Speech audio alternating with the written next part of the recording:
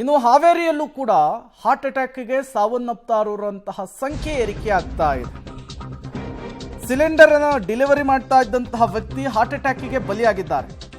47 ವರ್ಷದ ಸುರೇಶ್ ಹಾರ್ಟ್ ಅಟ್ಯಾಕ್ನಿಂದ ಸಾವನ್ನಪ್ಪಿರುವಂತಹ ವ್ಯಕ್ತಿ ಅಂತ ಹೇಳಿ ಗುರುತಿಸಲಾಗಿದೆ. ತಡರಾತ್ರಿ ಇದ್ದಕ್ಕಿದ್ದ ಹಾಗೆ ಎದೆನೋವು ಕಾಣಿಸಿಕೊಂಡಿದೆ. ವ್ಯಕ್ತಿ ಕುಸಿದು ಬೀಳ್ತಾರೆ. ಆಸ್ಪತ್ರೆಗೆ ಕರೆದುಕೊಂಡು ಹೋಗೋ ಮಾರ್ಗ ಮಧ್ಯದಲ್ಲಿಯೇ ಕೊನೆ ಉಸಿರನ್ನೆಳೆದಿದ್ದಾರೆ ಅನ್ನೋದು ಗೊತ್ತಾಗ್ತಾ ಇದೆ. ಈ ಮೂಲಕ ರಾಜ್ಯದ ಹಲವು ಜಿಲ್ಲೆಗಳಲ್ಲಿ ಹಾರ್ಟ್ ಅಟ್ಯಾಕ್ನ ಪ್ರಕರಣಗಳು ವರದಿಯಾಗ್ತಾ ಇದೆ. ತಜ್ಞರು ಹೇಳ್ತಾ ಇರುವಂತಹದ್ದು ಹಾರ್ಟ್ ಅಟ್ಯಾಕ್ಗೆ ನಾನಾ ರೀತಿಯ ಕಾರಣಗಳಿದ್ದಾವೆ. ಬಟ್ ಹಾರ್ಟ್ ಅಟ್ಯಾಕ್ನಿಂದ ತಪ್ಪಿಸ್ಕೊಳ್ಬೇಕು ಅಂದರೆ, ದೂರ ಇರಬೇಕು ಅಂದರೆ ಎಚ್ಚರಿಕೆಯನ್ನು ವಹಿಸಬೇಕು, ಹೃದಯದ ಬಗ್ಗೆ ಕಾಳಜಿ ಇರಬೇಕು, ಮುಂಜಾಗೃತ ಕ್ರಮದ ದೃಷ್ಟಿಯಲ್ಲಿ ಆರೋಗ್ಯವನ್ನು ತಪಾಸಣೆಗೆ ಒಳಪಡಿಸಬೇಕು ಅಂತ ಹೇಳ್ತಾ ಇದ್ದಾರೆ. ಹಾಗಾಗಿ ನಮ್ಮ ಎಚ್ಚರಿಕೆಯಲ್ಲಿ ನಾವಿರಬೇಕಾಗುತ್ತೆ.